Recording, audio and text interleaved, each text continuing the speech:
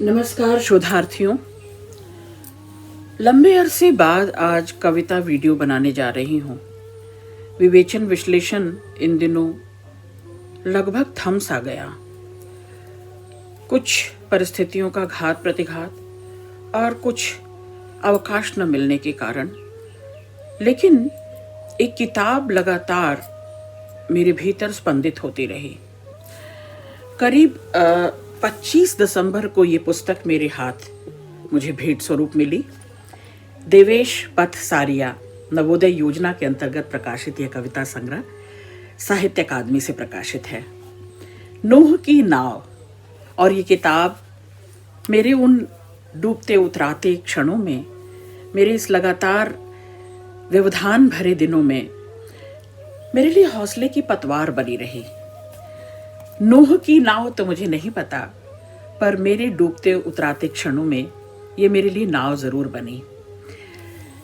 साथियों, एक खगोल शास्त्री जब एक नई दुनिया रचने की तैयारी कर रहा होता है तो वो ग्रहों और तारों की स्थिति को बखूबी देखता ही नहीं, बल्कि उसे परखता है एक पर्यवेक्षक की तरह, और उसे देखते परखते हुए अपने आत्मसंघर्ष को उसमें मिला लेता है। जब वह अपने आत्मसंघर्ष को इसमें मिलाता है तो दरअसल वह एक समाज के प्रति, अपने सहृदय क्या कह सकते हैं, पाठक के प्रति एक दायित्व बोध भी निभाता है। जी हाँ, देवेश पथसारिया की ही बात कर रही हूँ। वो केवल स्थापित सत्यों या तथ्यों के आंकड़े नहीं जुटाते अपनी कविताओं में, बल्कि उनमें वो लगातार अपने अनुभूत सत्य को और सहृदय के अनुभूत सत्य को मिलाते हैं और उससे एक रागात्मक संबंध बनाते हैं। और जब ये रागात्मक संबंध बन जाता है, जब सींच कर पक कर तैयार हो जाती है, तो अपनी जिम्मेदारी निभा देते हैं। नए शब्दों का संधान करना हो या नई वोकैबुलरी लाना हो, मूलतः देवेश को मैं लंबे समय से पढ़ रही हूं तो एक समीक्षक के तौर पर। उनके पास एक आलोचक की नजर है, और यही कारण है कि उनके भीतर बैठा कवि मन भी बहुत सचेतन है, सचेत है। यानी अपने बीते हुए कल के प्रति, अपने अतीत और इतिहास के प्रति भी देवेश सचेत है, और लगातार अपना लगाव जो उनका संवेदनात्मक धरातल है, दरअसल वो इस वर्तमान को भी संजोए हुए और इतिहास, अपने समय और स्पेस को भी बड़े सचेत और सचेष्ट होकर देखते हुए दोनों में एक संतुलन बनाकर चलते हैं। कविता वीडियो की अपनी सीमाएं होती हैं शोधार्थियों, आप जानते हैं। दिल्ली विश्वविद्यालय के एमए और एमफिल के पीएचडी स्टूडेंट्स के लिए मैं एक पैरेलल वीडियोस इसीलिए बना रही हूं कि जो आप अपने पाठ्य पुस्तक में पढ़ रहे हैं, अपने सिलेबस में पढ़ रहे हैं, उसके अलावा भी कंटेम्प्रेरी और कविताओं को देखें और उसकी तुलना करें। तो देवेश को मैं इसलिए भी लंबे समय से पढ़ना चाह रही थी, पर अब जब समय मिला है तो मैं उनकी कुछ कविताओं का 5 कविताएं, मैं जैसा इसका तेवर मिजाज रहा है, 5 कविताएं उठाती हूँ और उन 5 कविताओं पर सिलसिले में एक बात करती चलूंगी जितना मुझसे बन पड़ेगा। देखिए, मेरी नज़र में हर रचनाकार, हर कवि मानव मूल्यों को तो तलाशता ही है और परोसता भी है। देवेश के पास एक विश्वबोध है। जब विश्वबोध कह रही हूं तो मतलब देशाटन करते हुए, देश दुनिया भ्रमण करते हुए वो एक सिनेमाटोग्राफर की तरह अपने कैमरे में बहुत सारी स्थितियां, बहुत सारे दृश्य, बहुत सारी सुधियां, स्मृतियां कैद कर लेते हैं। लेकिन जो कैमरे में कैद नहीं हो पाता दृश्य, जो स्मृति चित्र या स्मृति खंड या जो अनुभव, जो स्पंदन कैमरे में भी पकड़ में नहीं आते, वे ज्यादा असरदार तरीके से कविता में उतरते हैं और कवि के मानस पर बड़े प्रभावी ढंग से छाए रहते हैं।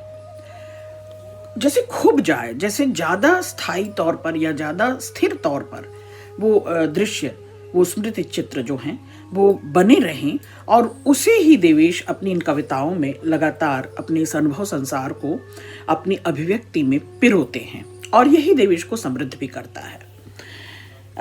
थोड़ी सी भूमिका बतानी बहुत ज़रूरी थी कि देवेश साहित्य के विद्यार्थी नहीं हैं। पर ऐसा नहीं कि साहित्य से उनका नाता नहीं है। जीवन भर हम जिन अनुभवों को बटोरते हैं, मैं तो कहती हूँ कमाते हैं, तो हमारे कमाए हुए अनुभवों को न जाने कैसे कितने ऐसे दृश्य होते हैं, न जाने कितनी ऐसी सुधियां स्मृतियां होती हैं जिससे हमारा रचनात्मक संसार बनता है, हमारा संवेदनात्मक धरातल तैयार होता है। अपने स्वानुभूत को, मतलब जो हमारा स्वानुभूत है, हम केवल उन्हीं दृश्यों, उन्हीं अनुभवों को नहीं भोगते, बल्कि जो एक्स्ट्रा सेंसिटिव होता है यानी रचनाकार, वो दरअसल बाहर के तथ्यों को, बाहर के सत्यों को, बाहर के अनुभव को भी घुला मिला देता है अपनी रचना में। और देवेश के पास ये कहन शैली है। कहन शैली जब कह रही हूँ तो प्रायः कहने और सुनने की, जैसे कहानी विधा है, कविता भी कहने और सुनने की ही विधा है। और देवेश हका कर, कह कर, बुला कर जैसे एक कथात्मक गीत, एक कथात्मक लय और तुकबंदी नहीं है इन कविताओं में, लेकिन एक तुक जुड़ता है। देवेश एक दृश्य अपने आसपास घटने वाले जो संयोग हैं उनको बहुत संवेदनशील होकर, बहुत फिर मैं कह रही हूँ, उनके पास एक पर्यवेक्षक की नज़र है, तो उस ढंग से उस संयोग को, आसपास पसरे हुए संयोग को देखते हैं, जहाँ एक समूची दुनिया, आसपास की दुनिया उनके कैनवास पर धीरे धीरे उतरती है। एक कविता है, अगर पढ़ने के क्रम में रहा तो मैं आपसे साझा करूँगी। एक बच्ची है और उसका पिता, और पिता उसे गुदगुदाता है, हंसाता है, दुलारता है, पुचकारता है, और एक ध्रुव तारे की तरह अडिग अडोल होकर उसकी खुशियों को, उसकी मुस्कुराहट को बनाए रखता है, सजाए रखता है, उसे दीप्ति, वो प्रज्वलित करता है, उसकी हंसी खुशी को उसे बनाए रखता है। और एक गीत संयोग से बज जाना रेडियो पर, कुड़िए किस्मत दी पुड़िए तैनू इन्ना प्यार दियां, अपने हिस्से की खुशियां मैं तैथों वार दियां। तो इस छोटे से संगीत के संयोग से पिता ध्रुव तारे से सूरज बन बैठता है। आप देख रहे हैं, पूरे कैनवास पर ये संयोग शब्द बनकर उभरता है। ये संयोग दरअसल आसपास पसरी जो झील है, जो घास है, जो पक्षियों का कलरव है, जो आसपास फूलों की सुगंध है, सब बच्ची की मुस्कुराहट में, ठहाकों में जैसे इजाफा करते हैं, उसका अनुकूलन कर देते हैं। तो देवेश को अपनी नज़दीक की, आसपास की छोटी सी छोटी स्थितियों को पकड़ना आता है। ये बड़ी बात है, और ये एक आलोचक ही कर सकता है। इन 5 कविताओं से गुजरते हुए मुझे ऐसा लगा कि ये बता देना चाहिए कि राजनीतिक सजगता देवेश के पास है, लेकिन एक व्यक्तिगत ईमानदारी भी कवि के साथ है। और ये व्यक्तिगत ईमानदारी, ये नैतिक जिम्मेदारी परस्पर होती है, यानी कवि और सहृदय दोनों का गुथ जाना होता है। पूरी उम्र लग जाती है एक सार्थक शब्द का संधान करते हुए, कमासुत होना पड़ता है, बरसों बरस हमें जुझारू रहना पड़ता है एक सार्थक शब्द की तलाश में। एक कवि में चाहे वो अनुभव हो, उसका कमाया हुआ अनुभव, और चाहे उसकी अंतर्दृष्टि हो, ये दोनों बेहद ज़रूरी टूल है। और जैसा मैंने कहा कि देवेश के पास ये दोनों हैं, और ये मानकर चलिए शोधार्थियों कि अनुभव केवल कुछ आसपास की इकट्ठी कर ली जानकारी नहीं होती, या कुछ सूचनाएं अनुभव नहीं होती। अनुभव को मैं प्रायः क्लासरूम में भी कहती हूँ कि वो ताप है जिसमें सीझा जाए, जिसमें झुलसा जाए लगातार। या अनुभव वो बयार है, धीमी गति से चलने वाली बयार, जिसमें हमारा क्या कह सकते हैं, हमारा श्रमशील माथा, उसका पसीना सूखे, और वो सुखद जो बयार लगने का वो जो सुखद एहसास होता है, अनुभव वो कमाई हुई बयार है या ताप है। जो आपके चहुओर जो सुख दुख घट रहे हैं, या जो उधेड़ बुन चल रही है, या जो संबंधों में लगातार कॉम्प्लिकेशंस हैं, जो जटिलता है संबंधों की, या जो आज की विषमताएं हैं, ये सब दरअसल बहाना बनता है बहाने ही तो हैं कि जो कवि के मन को बेचैन कर देते हैं, कवि के मन को आंदोलित कर देते हैं। एक भूगोल का विद्यार्थी मन के भूगोल को जीवन के गणित से लगातार घुला मिला रहा है। ये बड़ी बात मुझे लगती है देवेश की कविताओं में। तो इतिहास हमारी स्मृतियों का दरअसल धड़कता हुआ दस्तावेज है। वर्तमान तो सामने घटित होता ही है, पर इतिहास को जब पुनः जागृत करना होता है तो हम अपनी सुधियों और स्मृतियों का बहाना लेते हैं। ऐसा निर्मल वर्मा भी कहा करते थे कि स्मृतियां बेशकीमती होती हैं। हमारे अनुभव, हमारी स्मृतियां और यही हमारा संवेदनात्मक संसार ही हमें रचयिता बनाता है। विद्यार्थियों, देवेश से आपका परिचय करवा दूं। ताइवान में खगोल शास्त्र में पोस्ट डॉक्टरल शोधार्थी हैं। मूल रूप से राजस्थान के राजगढ़ अलवर से संबंधित हैं। इनके कविता संग्रह नूह की नाव 2022 में आ गई, साहित्य अकादमी दिल्ली से प्रकाशित है। कथेतर कुछ गद्य जैसे छोटी आंखों की पुतलियों में या ताइवान डायरी, ये सेतु प्रकाशन से दिल्ली से प्रकाशित है। इन्होंने अनुवाद का भी काम किया है। हकीकत के बीच दरार, ये 2021 में आ गई। वरिष्ठ ताइवानी कवि ली यिन युंग के कविता संग्रह का हिंदी अनुवाद देवेश ने किया है। अगर उपलब्धियों की बात करूं तो ताइवान के संस्कृति मंत्रालय की योजना के अंतर्गत फार्मोसा टीवी पर कविता पाठ और लघु साक्षात्कार देवेश करते रहे हैं। प्रथम कविता संग्रह का प्रकाशन साहित्य अकादमी के नवोदय योजना के अंतर्गत जो मैंने बताया, जिसमें से आज मैं अपनी 5 कविताएं, अपने पसंद की 5 कविताएं पढ़ूंगी। नूह की नाव और बिंज एवं नोशन प्रेस द्वारा आयोजित राष्ट्रीय कहानी लेखन प्रतियोगिता में इन्हें प्रथम स्थान मिल चुका है। अन्य भाषाओं में भी इन्होंने अनुवाद किया है, प्रकाशन किया है, जैसे कि अंग्रेजी, मंदारिन, चाइनीज, रूसी, स्पेनिश, बांग्ला, मराठी, पंजाबी और राजस्थानी भाषा बोलियों में अनुवाद हो चुका है, प्रकाशन भी हो चुका है। इन अनुवादों का प्रकाशन लिबर्टी टाइम्स, लिटरेरी ताइवान, ली Poetry United, Daily News, Spill Words, Better Than Starbucks, Gulmohar Quarterly, Bangla Kavita, Iraboti, Kathesar, Setu, Angrezi, Pratiman, Punjabi और भारतवाक्य मराठी पत्र पत्रिकाओं में भी प्रकाशित हुआ है। साहित्यिक पत्रिकाओं में प्रकाशन की बात करूं तो कई अहम पत्र पत्रिकाओं में ये प्रकाशित होते रहे हैं। फिर वो हंस हो, नया ज्ञानोदय, कथादेश, परिकथा, कथाक्रम, आजकल, वागर्थ, वर्तमान साहित्य, पाखी, आकार, आहा जिंदगी, कादम्बिनी, मधुमती, बनासजन, बया, बहुमत, समयांतर, समावर्तन, अक्षरा, उद्भावना, जनपथ, नया पथ, कथा, साखी, आधारशिला, दुआबा, परिंदे, प्रगतिशील, वसुधा, शुक्रवार, साहित्यिक वार्षिकी, कविता विहान, साहित्य अमृत, मगध, शिवना साहित्य की, गांव के लोग, किस्सा कोताह, कृति और ककसाड़, सृजन सरोकार, अक्षर पर्व, निकट, मंतव्य, गगनांचल, मुक्तांचल, उम्मीद, विश्वगाथा, पतहर, उत्तरा, उदिता, रेतपथ, हनगूंज, प्राची, कला समय, प्रेरणा, अंशु, पुष्प, गंधा आदि। शोधार्थियों, ये इन पत्रिकाओं का सिलसिलेवार और इतने विस्तार से जो मैं परिचय देती हूँ, तो एक तो आपको प्रेरित करने के लिए कि ये वो ज़रूरी पत्रिकाएं हैं जिनमें आज का मुखर जो त्वरा है, जो तेवर है, जो मिजाज है, वो दिखाई देता है और एक प्रगतिशील सोच लगातार एक धार बनती रहती है, तो आपको पढ़ने की लत लगे।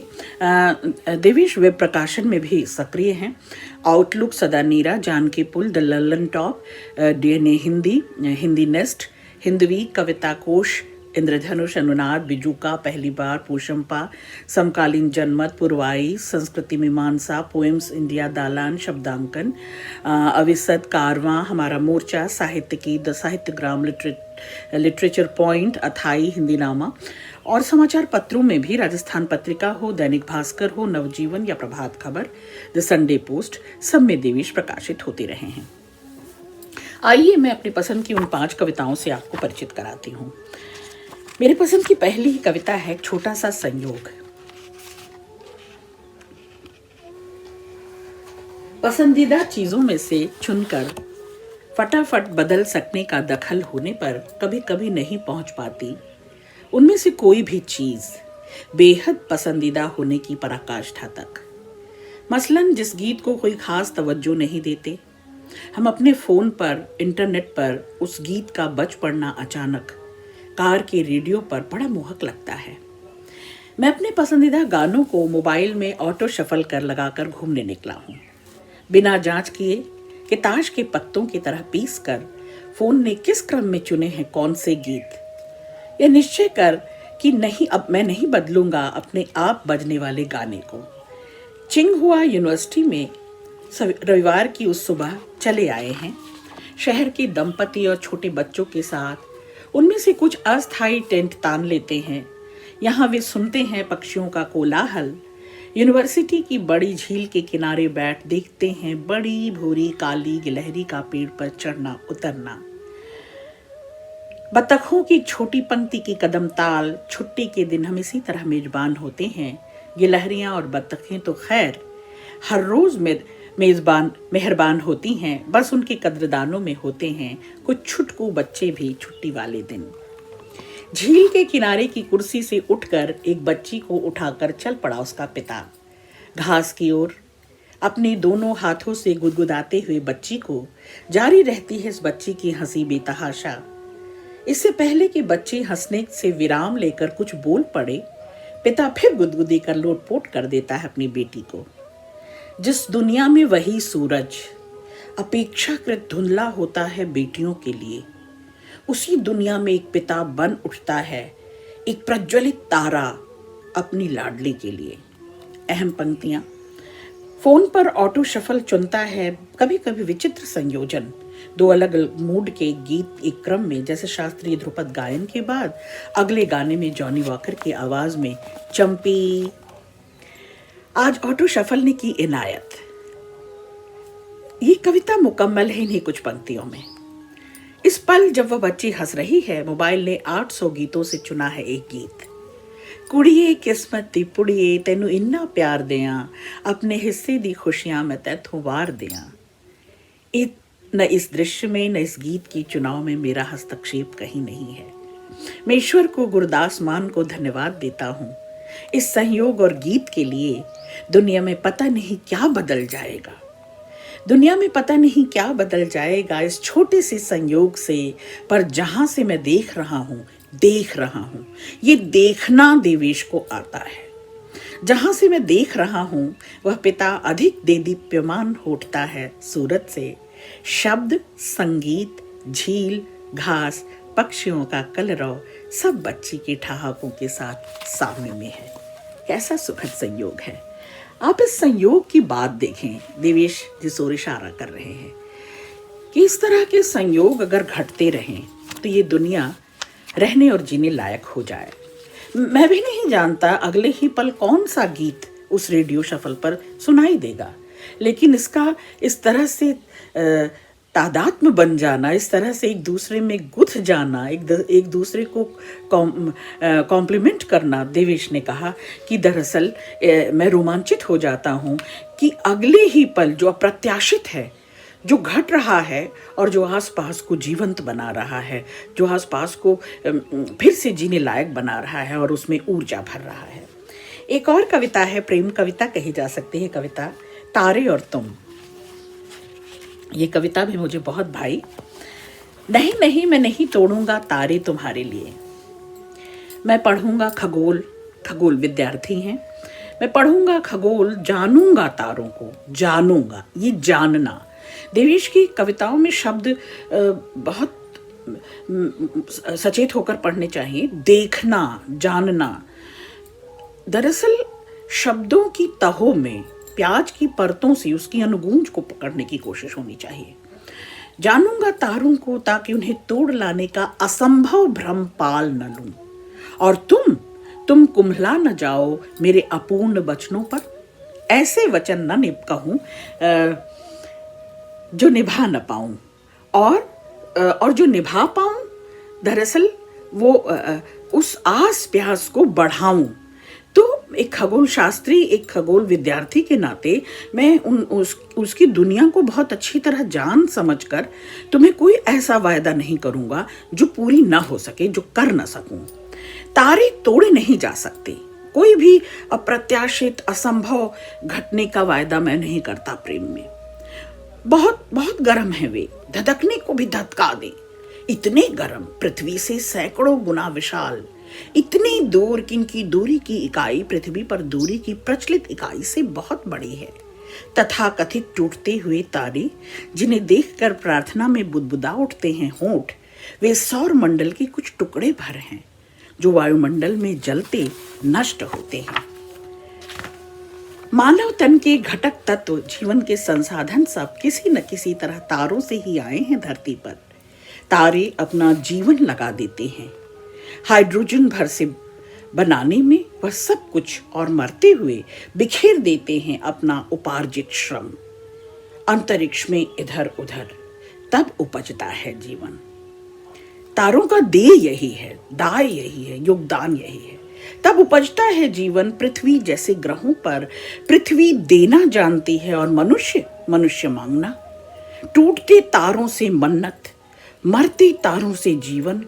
कितना अद्भुत है यह जानना तुम्हारे लिए कि तुम तारों का अंश हो स्वयं, और इस तरह मैं एक तारे के प्रेम में हूं। इस तरह तो वो तारा तो है, पर मेरे लिए उस तारे का अंश होकर तुम खुद एक तारा स्वरूप हो। तो मैं चांद तारे तोड़ कर लाने के वायदे प्रेम में नहीं करता।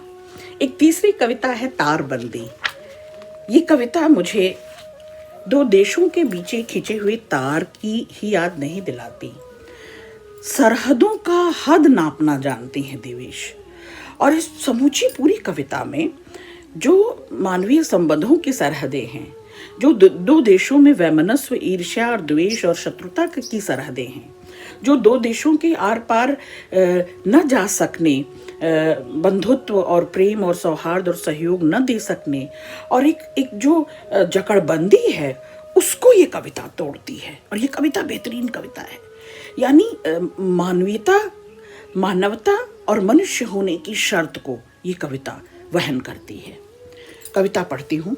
जालियों के छेद इतने बड़े तो हों ही कि एक ओर की जमीन में उगी घास का दूसरा सिरा छेद से पार होकर सांस ले सके दूसरी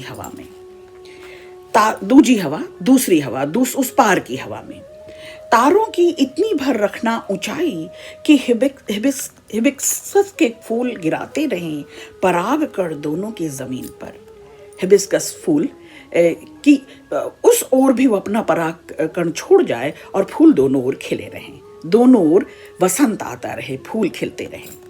ठीक है तुम अलग हो, पर खून बहाने के बारे में सोचना भी मत, बल्कि अगर चोटिल दिखे कोई उस ओर भी तो देर न करना रुई का बंडल और मरहम उस तरफ फेंकने में। इतनी मनुष्यता बचाए रखना, इतनी ममता, इतना सौहार्द, इतना भीतर का मानव मनुज जिंदा रखना। तो बहुत कसकर मत बांधना तारों को।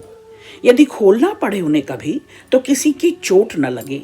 गांठों की जकड़न सुलझाते हुए जो भीतर बन गई गांठें हैं, जो लगातार शत्रुता को ढोते हुए, वैमनस्व को, ईर्ष्या को ढोते हुए, लगातार जो दुश्मनी निभाते हुए गांठें पड़ गई हैं, उसको जब खोलना पड़े तो ऐसी गांठ न लगने पाए कि खोलने में हम चोटिल हो जाएं। दोनों सरहदों के बीच नो मैन्स लैंड की बनिस्बत बनाना एवरीवन्स लैंड। ये जकड़बंदी तोड़नी है, ये तारबंदी तोड़नी है। जात की, जमात की, धर्म की, समूह की जो शक्तियां, नकारात्मक शक्तियां हैं, उनकी जकड़बंदी को तोड़ना है। क्योंकि दोनों ओर के लोग ही घायल नहीं होते, दोनों ओर के लोग ही शत्रुता या दुश्मनी नहीं निभा रहे होते। हवाओं में ये नकारात्मकता पसर जाती है। तो कितनी अच्छी पंक्ति है ये कि नो मैन्स लैंड के बनिस्बत बनाना एवरीवन्स लैंड, और बढ़ाते जाना उसका दायरा। धर्म में मत बांधना ईश्वर को, नेक नियत को मान लेना रब, भेजना सकारात्मक तरंगों की तोहफे। बाज वक्त यानी कभी ऐसा अवसर भी मिल जाए तो तारबंदी के आर पार आवाजाही करती रहने पाए सबसे नर्म दुआएं। तो जो फैलती है वो मोहब्बत है, जो सबसे संक्रामक है। जो हंसी है, जो खुशी है, जो ठहाके हैं, जो जो आदान प्रदान है दुआओं का, शुभकामनाओं का, वो बनता रहे, वो एक दूसरे को पहुंचता रहे। तो ऐसी तारबंदी हो देवेश की ये शुभाशंसा है। अगली कविता जो मुझे पसंद आई, सबसे खुश दो लोग। ये भी एक अनूठी तरह की कविता है, प्रेम कविता है कि कैसे इस पूरी दुनिया के, इस फैब्रिकेटेड दुनिया के चहोर, जब एसएमएस की दुनिया है, मोबाइल की दुनिया है, तरह तरह की उपहार मनुहार की दुनिया है, इस सारी चकाचौंध में, इस नकली चमक दमक में दो प्रेम करते हुए लोग कैसे साझा कर लेते हैं अपने छोटे छोटे सुख दुख, छोटी छोटी स्थितियों को एक दूसरे से। बेहतरीन कविता आप सुने। लड़के और लड़की की अपने अपने घरों में इतनी भी नहीं चलती थी कि पर्दों का रंग चुनने तक में उनकी राय ली जाती। जहां हमारी बातों की कोई कद्र नहीं, हमारा कोई ओपिनियन नहीं, कोई राय नहीं, कोई मत नहीं, उसकी कोई इज्जत नहीं, ऐसे दो लोग, ऐसे परिवेश में पले हुए दो लोग, ऐसे परिवार से उठे हुए दो लोग आपस में प्रेम में हैं। अब वो कैसे वो स्वीकारोक्ति करें, कैसे वो प्रस्ताव करें, कैसे उसके निर्वाह के, उसे निभाने की और दूर तलक एक दूसरे का हाथ थाम कर चलने का वायदा करें। उनकी जेबों की हालत ऐसी कि आधी आधी बांटते थे पाव भाजी, अतिरिक्त पाव के बारे में सोच भी नहीं सकते थे। आभिजात्य सपने देखने के मामले में बहुत सक्रिय थी उनकी पुतलियां। कुछ इस तरह के दिवा स्वप्न उन्हें नहीं थे, कुछ चकाचौंध, कोई चमकती हुई दावों और वादों की दुनिया उनके आसपास नहीं थी।